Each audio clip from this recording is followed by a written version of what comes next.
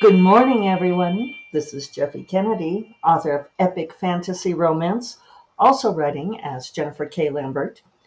And I'm here with my first cup of coffee, which is, as always, delightful. Today is Monday, June 2nd, 2025. Um, Marching right along in this year. Here it is, June. It's actually a cool and breezy, potentially rainy morning here in Santa Fe, which we always love. It was a great weekend weather-wise. I hope you all had a great weekend too. And let's see. I have actually a list of things to tell you about. Um, One of them is for those of you interested in industry things and not so much my furniture shopping and gardening sagas. Uh, if you were listening before to my saga about Findaway Voices and how they did not want to approve the Strange Familiar audiobook because I said it was a human narrator and it was obviously they didn't call it AI, they called it a digital narrator. Um, and they gave me no recourse except to say, they're like, fess up, it's a digital narrator and you have to re-upload it with that those words under that category, whatever. And there was no way for me to say. But she actually is a human narrator. I've like seen her and I email with her, and she has like a face and two arms and two legs, so far as I know. Not that those are criteria for being human, but still. And we had to go back and forth for a while. My narrator contacted them, I contacted them. Um, as is so often the way with these tech companies, it seems like they figure the easiest way to handle things is like to not give you the option to argue, even though it was the truth. And it turned out she's like in audiobook narrator groups, and there were quite a few people who got flagged that week by their new um, is this a human detector? So anyway, it was happily resolved. It still took over a week, but they approved the book. They sent me an email saying that they had corrected the problem or adjusted something, right?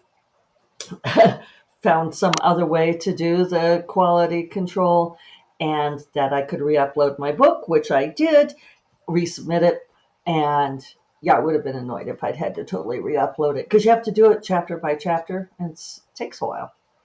So anyway, they said resubmit it. I did. It's been approved. It'll start getting uploaded. And then interestingly, I got an email from Amazon saying that the book had been approved for distribution, but they're having a site-wide sale until like through the 9th. And so they're going to hold my audiobook until then, presumably because it's new and they want me to be able to get full price. Doesn't seem like they would be that concerned. I guess they want to get their cut of full price. But they said I could go ahead and do it. And I don't know. I'm torn. I was trying to decide what was the best business decision that way. In fact, I asked and other people did not answer me. I went back to see if anybody gave me an opinion and they did not. I don't know what the right thing to do is there. I'm sure you all are like, release the audiobook now. But yeah, I don't know. I don't know. It's kind of a funny thing because I did ask in my author group chat, which has become a thing lately, because like one of the bruhahas last week was Victoria Aveyard, who writes YA, I think. I don't think I've ever read her, but she went on Threads to decry a traditionally published book that she said was written by generative AI. Apparently, it was like indie published first and then traditionally published, and she was going on about how wrong this is and how we should contact our publishers and, fight against generative AI. And it was kind of funny to many of us because it was as if she had just discovered that generative AI was a problem in the publishing industry, whereas, a lot of us have been aware for quite some time, have been fighting it. So it's always interesting when someone who lives in kind of a more, like big name author bubble suddenly discovers something and gets very upset about it. The thing is she was being vague about what book it was, saying that she couldn't, which is probably true. But when some people pushed back and said, when you just kind of vague post like this and say, oh, it's, I know it's this book, but can't tell you what it is, and I won't give you any supporting facts. You have to trust me. And people pointed out that this is damaging for the industry, that it leads to witch hunts, it leads to people being falsely accused. And when that happened, she told people that they supported generative AI, which was not the point at all. And I think that there was a lot of confusion probably on her part about what people were trying to say to her. But there was also this aspect of that some people did know for a fact, and there were references to an author chat that she is part of, where presumably she presented this evidence and everyone else in the group agreed that it was true, but that doesn't then work for the rest of us, right? And the thing is it was very easy to figure out what book this was. It took me probably 2 minutes of reading through comments and scrolling through things to figure out which book they were referencing, which I'm not going to say because I don't have any evidence that this book was written by generative AI, and I'm not going to throw stones like that, right? Are there books out there written by generative AI? Yes. Are people finding like the prompts left in the book? Yes. Are there authors saying, well, I'm only using it for editing. I write the book, but then I use it to edit? No. I'm very firmly far end. You shouldn't be using generative AI at all to write your books. Otherwise you're just, why are you doing this? But anyway, my point is actually not any of that, but it was this kind of allusion to the author group chat. And yes, we all have them. Some of us are in several. Usually there's one we like better than others, but it's where we share tea and it's where we go to complain.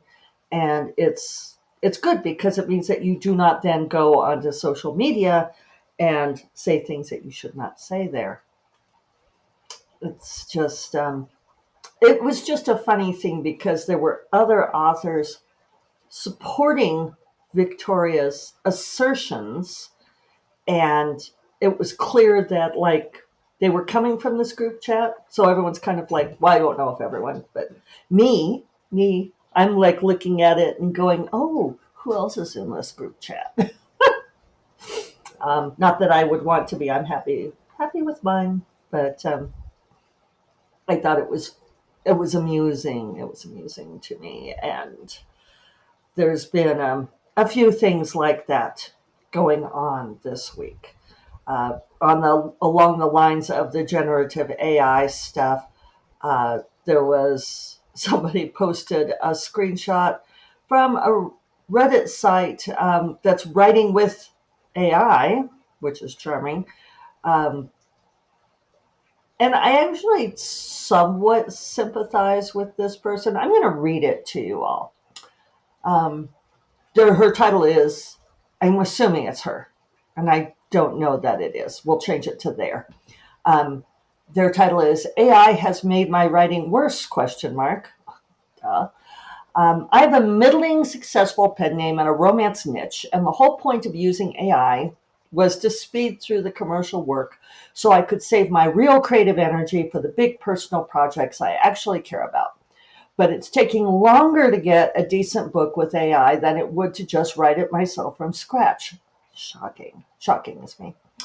The constant editing loop is destroying my writing process. Instead of drafting, then editing, like every writing guide tells you. Like, this person's not even an experienced writer because they're still following like writing guides. Anyway, I'm editorializing here. I'm trapped in endless tweaking of AI generated text that isn't even good. Also shocking. I'm spending so much time wrestling with this stuff, editing and re editing, and trying to make it not sound terrible that by the time I'm done with the commercial stuff, I have nothing left for my passion projects. This isn't about the ethics of AI, just the functionality. Yeah, because that's not writing your book for you, like you were promised. I feel trapped. The commercial work was supposed to be the income that would buy me time and mental space for the writing that matters to me.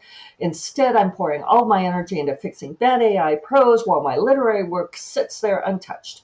In the end, the commercial work does sell, but when I look at how many hours it takes to get a decent draft, I feel like I would be better off drafting manually. The thing that was supposed to free up my creative bandwidth is completely draining it instead. Does anyone know of a tool? This is the question she comes to, right? Does anyone know of a tool that gives you like 50 to 100 words when you're stuck? Not full scenes or chapters that change your voice, just enough to get unstuck and keep your momentum going. Everything I've tried either generates way too much or completely derails what I'm writing. Is anyone else dealing with this, where you thought AI would handle the grunt work? I put that in air quotes because she actually put quotes around it. The grunt work, but it's actually consuming more of your creative resources than doing it the old way.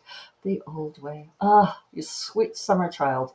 I'm starting to wonder if I should abandon AI entirely, yes, please, and go back to pure manual drafting. And there's just so much wrong with that. There's so much wrong there. And it's just frustrating because I actually understand where she's coming from. Because these many years ago, when I was a newbie writer and I had come out with my first book, my essay collection, and which had gotten some nice critical notice, and I had agents contacting me, asking me what's next. I was like on a list of writers to watch. And so yeah, people were saying, well, what's your next project? What are you going to do? And I had been working on this narrative nonfiction book, and that anytime I told anyone the premise, their eyes would roll back in their head. And I even sent it to my editor who had published the essay collection, and she said, "You're not ready to write this book. Put it in a drawer for a year." And I didn't want to do that because my goal was to become a career writer. I wanted to write full time, and now I didn't, like I had to come up with something else. And I thought, well, what I'll do is I'll write romance. Because if you're a romance reader, you believe that it will be really easy to write a romance. And I had woken up for a dream with the book that eventually became Rogue's Pawn. And so I thought, well, what I'll do is I'll bang out this romance novel and use that, the bucks that will be rolling in, to support my real writing career, which is exactly how this person is coming across, who I keep reverting to calling she, I know, they. It's how they are coming across. Uh, and I mean, it was wrongheaded of me. It's, spoiler alert, it did not work out that way. Um, but this person is continually looking for shortcuts. Did you see that? Like everything I've mentioned in there, they're looking for shortcuts, and there are not shortcuts. If you want to write well, like maybe if you are writing in this romance niche that's selling okay, maybe devote yourself to learning your frickin' craft, right? Instead of dismissing it as something, I don't know, like, you want a tool, a trick for getting 50 to 100 words? Free write. No? Switch your medium. Try writing longhand.